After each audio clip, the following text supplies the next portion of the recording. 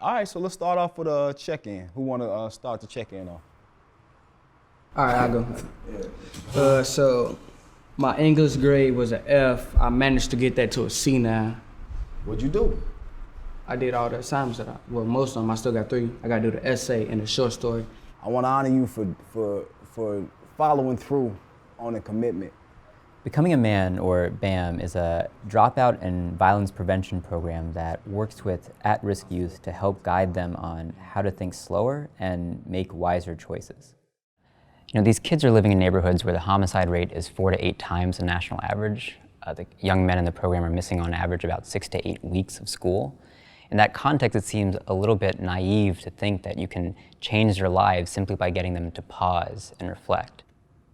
One of the main things that we think the BAM program teaches the young men in the program is something that we would call situational awareness.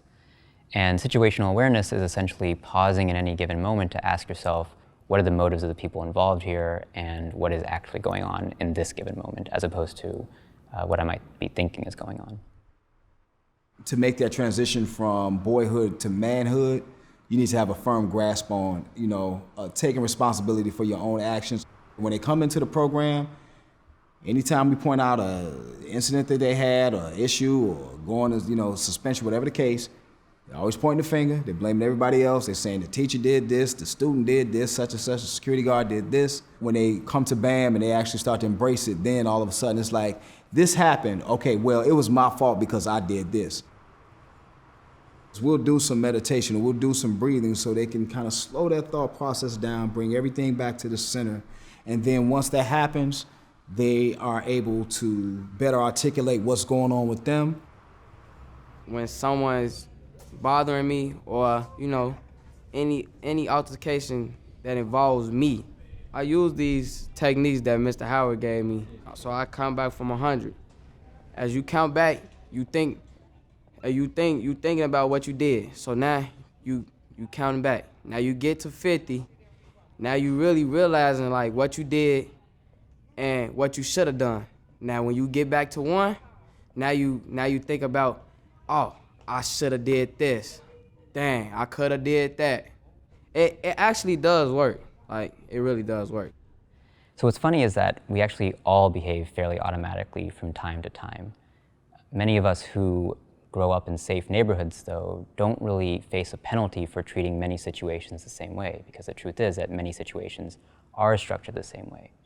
But for kids growing up in tough neighborhoods where the circumstances change from block to block, they have to be attuned to more details and they have to slow down. So they face a greater penalty for acting automatically. And so for them, they actually have to think slow more often. And the only reason I was asking you those questions about what you did instead is so that you can be familiar yourself of what trips you up.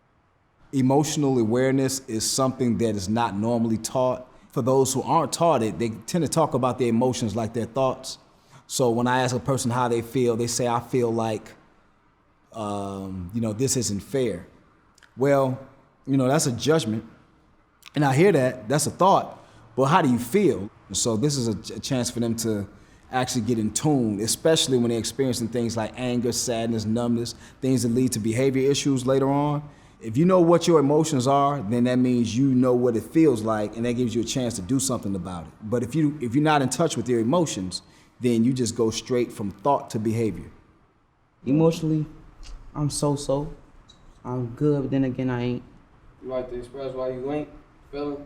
Nah, So I'm an affiliate of the University of Chicago Crime Lab, and one thing that enables me to do is to actually have access to data that I would not be able to get on my own. And they're one of the few organizations out there that really uses the gold standard of evaluation of randomized controlled trials to really understand what does the evidence say works and what does the evidence say does not work. Becoming a Man program is reducing arrests for violent crimes by upwards of 44%. It's reducing arrests for nonviolent crimes by on the order of 30%. We're also finding evidence that similar programs within the Juvenile Detention Center reduce recidivism rates by as much as 20%, even 18 months out. So we can think of these programs as both buying these kids time in moments when they're trying to decide what to do, and then buying themselves time away from actually being involved in the justice system. My mom, I never told her I was in BAM, but she said that I've been changing. Like the way that I respond to other people about negative comments that they say about me, I'll just, go past it. And my mom, she noticed that in me. One view behind incarceration is that people who commit crimes are inherently bad people, and so they need to be locked up. But these programs are taking a fundamentally different view, which is that they say it's not the case that the people who make these bad decisions are fundamentally bad people. It's that they were in a moment where they simply thought too fast or acted automatically. In fact, one of the detention guards in the juvenile detention center says to his young men before he starts a program, he says, look, if I could let you redo 10 minutes of your lives, none of you would be here. It's saying that, look, that was a mistake that you made, it's not who you are. I think that's what a program like Becoming a Man does for these kids.